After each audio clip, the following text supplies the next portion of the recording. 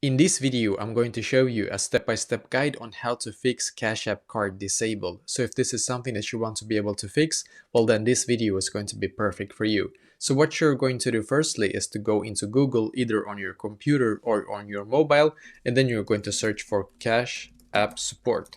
So just search for Cash App Support, scroll down and click on this one right here.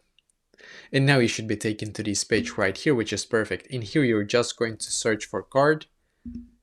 Select Cash App card in here, scroll down a little bit. As you can see in here, don't choose any of these ones right here, it's not going to help unfortunately.